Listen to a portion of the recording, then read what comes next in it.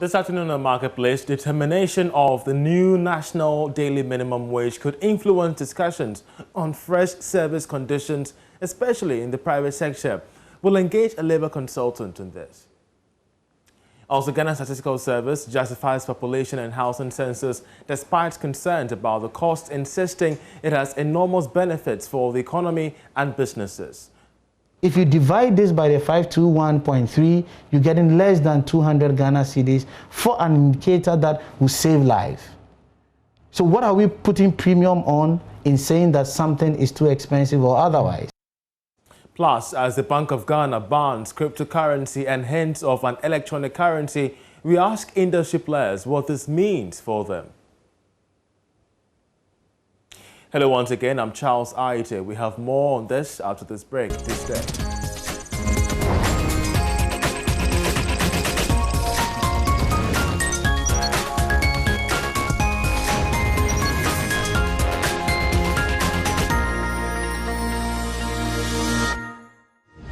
Now to our first story. The determination of the new national daily minimum wage could influence discussions for fresh service conditions, particularly in the private sector. Now, those are the thoughts of some labor experts sampled by Joy Business after the announcement of the 2021 minimum wage, which takes effect today.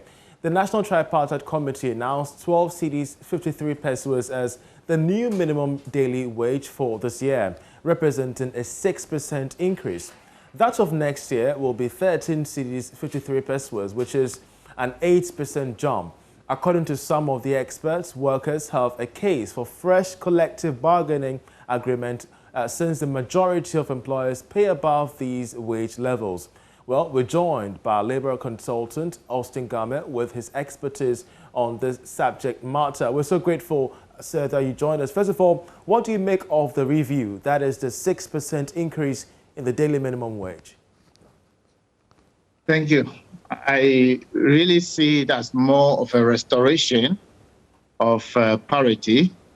Normally, there has to be a case for the projection government made the previous year, and the actuals realized will bring out the difference, and that is what should be restored to enable the minimum wage not to suffer. So clearly, what it appears to me, though the very sketchy, they've done is to restore the inflationary trends between. So clearly, that is what it is. That is what a determination of national daily minimum wage is not. It's not supposed to be a pay increase for people per se. The pay increase, as you rightly said in your intro, is controlled by collective agreement and other conditions of service, which the parties have a right to go to table to determine. But the national daily minimum wage is a barest minimum wage based upon the economic circumstances of any given nation, Ghana no exception. Well, of course, as we've also rightly stated, this is based on negotiations. But could this trigger discussions on fresh conditions of service, especially for the private sector? If so, is it justified? Yes, that's always been the case, and today will not change.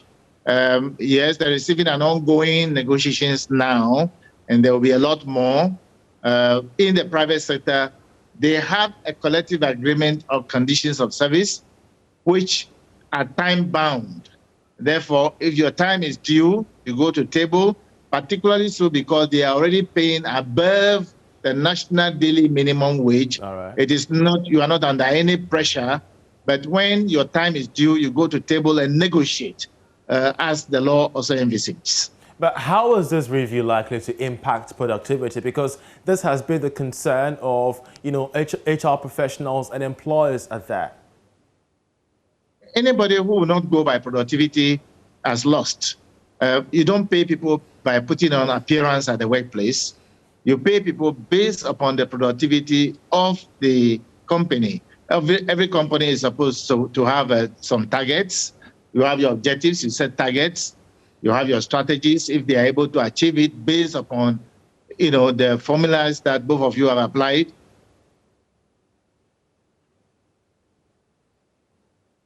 I'm afraid we have lost Osingame there. He's been having an interaction with us regarding the daily minimum wage and the prospect in that nature. But away from that, the Statistical Service has justified the population and housing census exercise, insisting it has enormous benefits for the economy and businesses. Now, this follows complaints for that more than $500 billion cedis being spent on the census is too expensive for the country, especially in an era of COVID-19. But speaking on PM Express, the business edition, the governor statistician, Professor Samuel Kobuna-Enning, said that the expected benefits of the exercise far outweighs the cost. Important we put the question of isn't it too much in a context. And I start from three perspectives. One is, what is the comparator in terms of what other countries are spending on census?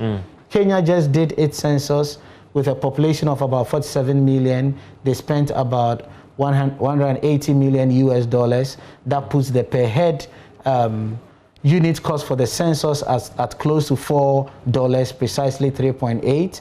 United Kingdom is currently doing its census, over 900 million, with a population of 67 million. If you work out the maths, it comes to something approximately $19 per person for the census.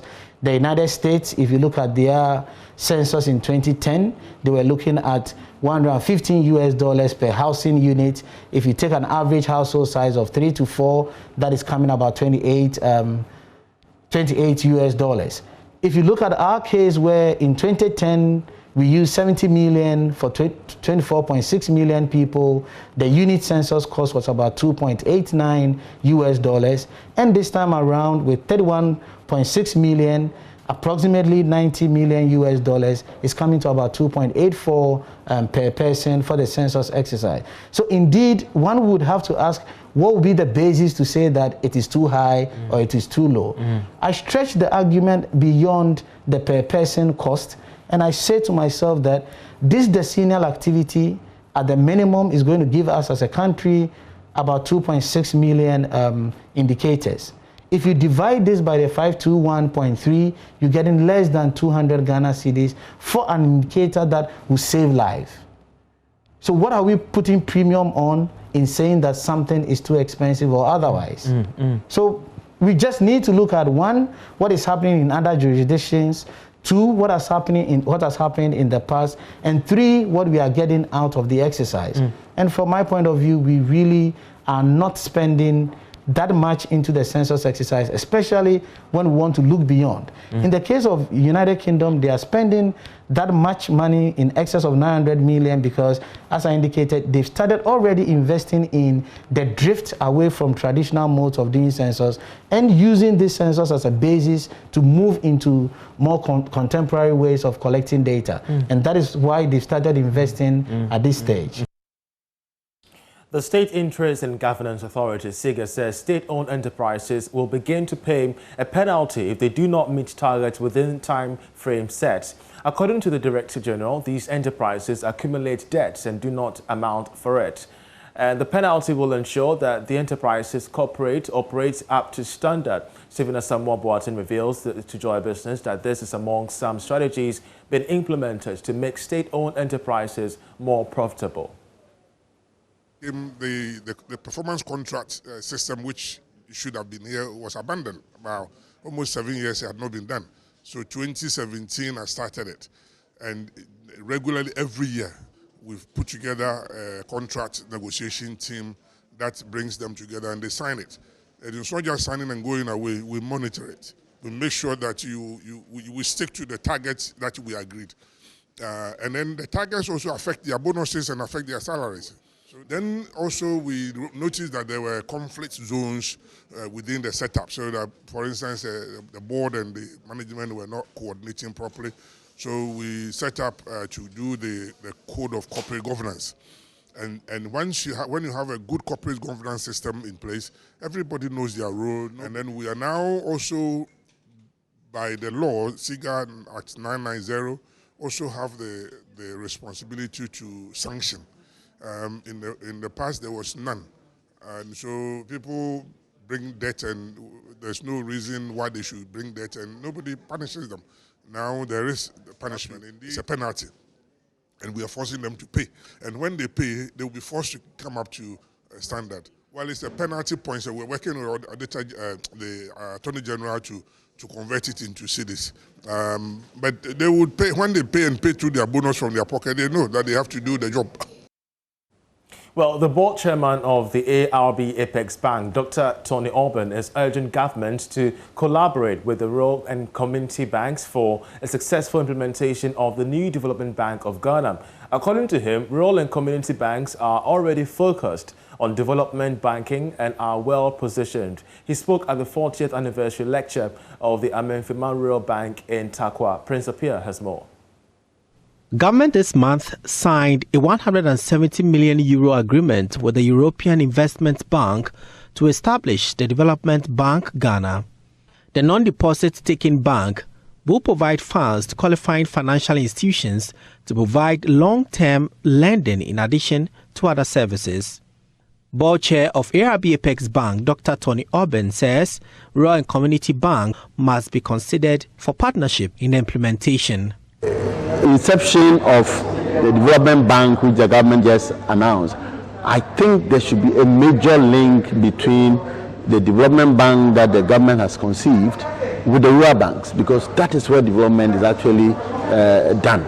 So development banks must not be in Accra alone or in Kumasi or in the big places, but even if they are there, they should have a strong link with the rural banks and through Apex Bank.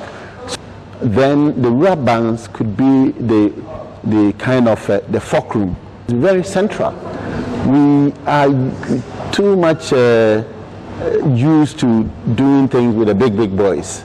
I think it is time for us to look at the banks that are closer to the people, because we know how to deal with them, because we are closer to them. So I think we need to try and harness these opportunities that the rural banks do have because of their location and of their specialized knowledge of those localities. So I think the development bank that is coming would do well to actually look at collaborating effectively with some of the rural, in fact, with the rural banks. I won't say even some, but with the rural banks. He spoke at the Amenfima Rural Bank anniversary lecture under the theme Championing Excellence in Rural Banking to commemorate 40 years of impact by the bank. Mr. Kojo Mata is MD for the ARB Apex Bank. Even as corporate governance directives have come, we are helping the RCBs to comply. So compliance support is at two levels, from Bank of Ghana point and from ARB Apex Bank. So the rural banks are well regulated. CEO Dr. Alex Asma says the next phase of the bank will focus on partnerships with the Our special focus has been on the micro, small and medium enterprises, because to us that is the base of the country's economy that needs most attention, and so that's where our focus has been and continue to be. So we will continue to support individual businesses, we continue to support entrepreneurs to develop their businesses. At 40, we think that there's more that is expected of us, there's more that we can do. Our vision is that we consolidate the gains that we have made over the past years and solidifying ourselves in the industry as the leaders and continue to inspire and to lead excellence in our industry. The bank has therefore committed 8% of its profits to establish a university in Wase Kropon. A special fund has also been set up to support technical and vocational training. Prince Apia reporting. You're still watching The Marketplace. The Bank of Ghana, the governor, Dr. Ernest Addison, has cautioned Ghanaians to desist from trading on the Ghana stock market with cryptocurrencies. He says the high-risk investment is not regulated by either the central bank or the Securities and Exchange Commission. The governor has, however, noted that his outfit is looking forward to having a digital currency for the transaction of businesses online. This comes on the back of the Deputy Director General of the Securities and Exchange Commission, SEC, Paul Abebio Hinton, of a dialogue with experts in the field of cryptocurrencies to open a policy position on this matter. We will be joined shortly by Henry Kopla, a digital entrepreneur and founder of ISO of Africa, together with Gifty Anosika, a cryptocurrency expert. But before that, let's listen to the governor of the Bank of Ghana on this subject matter. The concept of an ECD. So yes, we are quite advanced in that process. As you know, I mean, these types of things, you have to go at it in phases. The first phase was really on the design of the electronic money, and I think that the team that is working on that has gone quite far in the design phase, and they are looking at the implementation phase.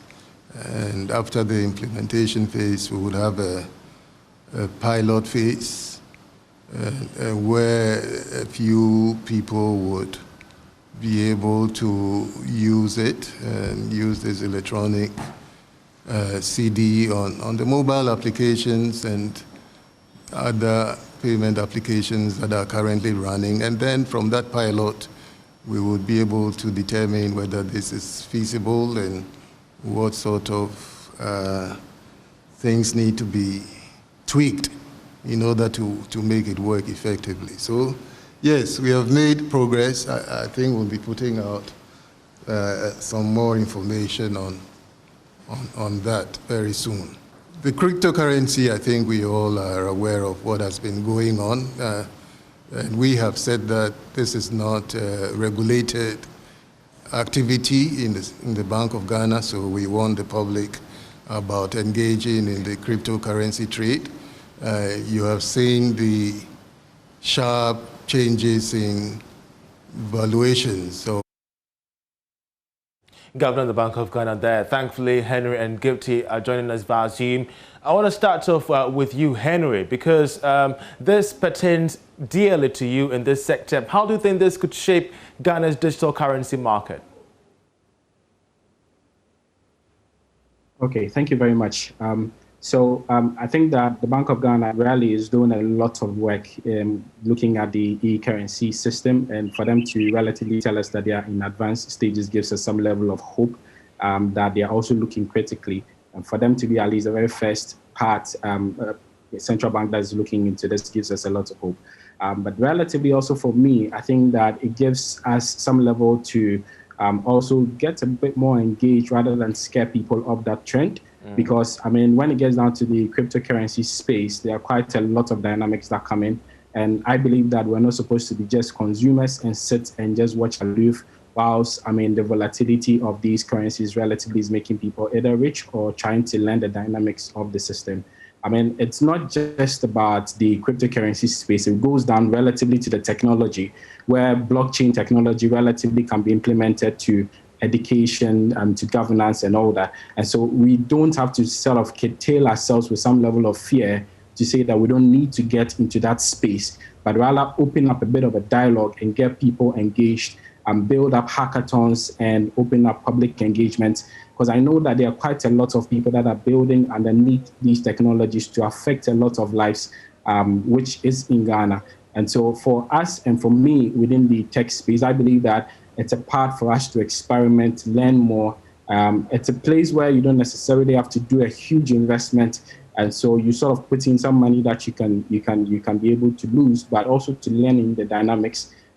This is the very point where internet started, and the people that took advantage of it are now enjoying that with the likes of Amazon and Google. And we don't have to be at this point where we can sort of leapfrog with technology and use technology within our space. There are people that are building a lot within the financial sector that relatively might not necessarily be having the licenses and other things to relatively plug into Bank of Ghana's point. But I, in the tech space, have seen a lot of some of these smaller companies get most of the algorithms and other things bought by bigger companies. So for me, it's a good time where the Bank of Ghana really is trying to do a lot more within the space. But I feel that the dialogue and engagement really should be more open and a lot more education given to people, because whenever the e-currency comes out, you need the same people you've been scaring them off within the digital space to relatively be partakers of your pilot projects, which is going to affect their lives and help in the digitization. So we shall come to the point where you're talking about dialogue there, of course, because SEC has raked in this interest of engaging stakeholders like yourself. But Gifty, you earlier talked about how Ghana was losing some $200 million annually from this untapped industry. Now you're hearing the governor state clearly that, of course, cryptocurrency is illegal. Your response? Yes, and thank you very much, Charles. I think it's a step to the right direction. Henry has said it all.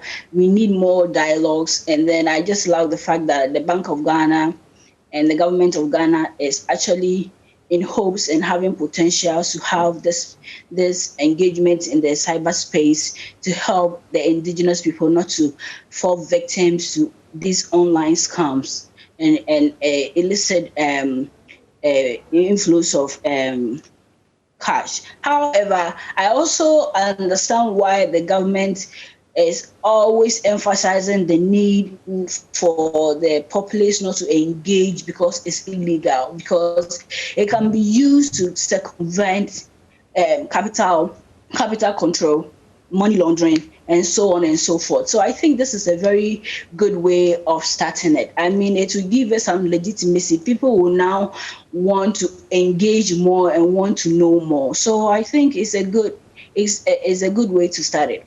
Great. Well, Henry, of course, SEC is intending to meet stakeholders within the space to fashion out a policy stance on this matter.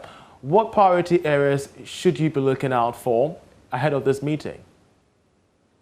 Okay. All right. So I think that relatively comes from first the technology, which is very important. I mean, getting people to sort of build on the blockchain technologies is very important, and to understand that for us, because that affects a lot more sectors, just more than just the financial part. And then we go into the cryptocurrency itself, wherein the dialogue sort of is going to come in terms of how are we going to tap into this, and also give that leverage to people who are going to be able to develop other cryptocurrencies that could also affect the market rather than just the e-currency. The e-currency is good, but then I think that there are a lot more of these currencies that are out there that we could tap into its benefits. So we could sort of have a lot more people that have gone into it, traded, made some level of profit, and also made some level of losses to be able to engage on a platform.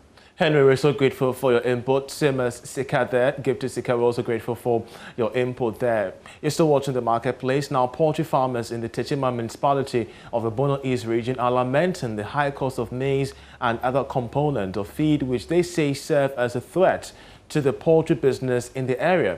According to the group, the supply of maize, which constitutes over 50% of poultry feed, continues to shrink for some time, while the price has skyrocketed and goes beyond the reach of most poultry farmers.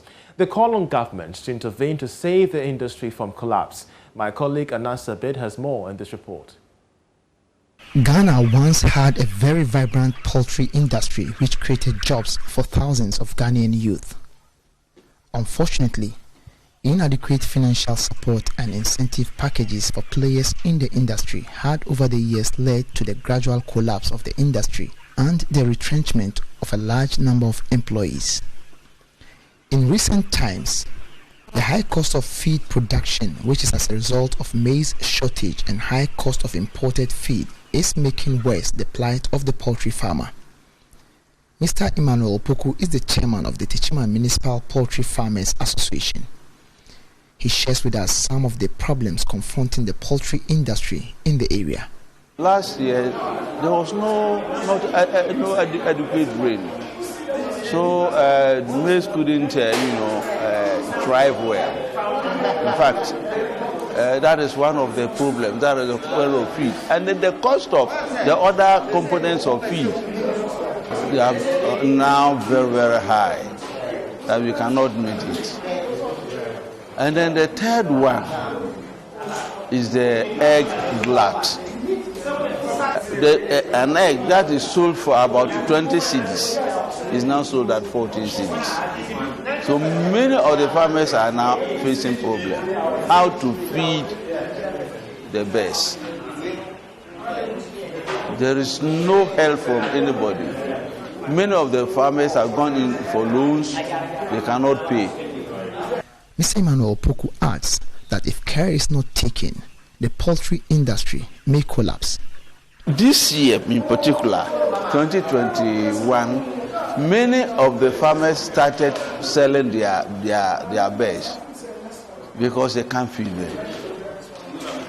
So if care is not taken, there will be a time the poultry industry is going to collapse. For Mr. Prince Jan, also a poultry farmer in the Techiman municipality, with supply exceeding demand, the only way out is for government to come to their rescue by introducing policies that will increase the consumption of eggs, especially in schools. Today that we have supply exceeding demand, so definitely this is what we will go through. But that is where we needed government most. Government has brought in a very good, interventional project such as free SHS and the feeding. Government could have, made a policy that we use our eggs to feed the schools. Now there are so many things they use in substitution, and I think that if government could do better to revise certain things, government will be popular. In the midst of all these challenges, a leading provider of agri-care in the Bono East region, Oak Farms, organized a day workshop to take poultry farmers into proper management of poultry farms to maximize production. Dr. Oakland is a retired veterinarian and the CEO of Oak Farms. He says though farmers go through a lot of challenges, this is not the time to throw in the towel. Well, what I can say is that they say tough times don't last, but tough people do. So at the moment, I think they need to hang on and then try to improve upon the efficiency and what they're doing in order to actually maximize their production and productivity. Yes, and I know that I think it's a transient kind of problem, and I know that the situation will normalize soon. So I want to encourage them to hold on, because I think that there's always a silver lining behind the dark clouds. So I think the situation will normalize soon. He, however, called on policymakers to introduce clear-cut plans that would help in creating marketing space for produce of poultry farmers. What policymakers can do is actually to come out with maybe clear-cut plans for creation of marketing space for their produce, so that they can also, at the end of the day, sell, pay off their financial other commitments, and also, make some profits. Reporting for Joy News, Anas Sabit, Techiman. And that's how we end this edition of The Marketplace. My name is Charles Ayete. Grateful that you joined us throughout the week. Let's do the same next week. In the meantime, do log on to myjoyonline.com, where we have all the latest stories from the world of business, politics, sports, and international news. Many thanks once again for watching. Enjoy the rest of our programs.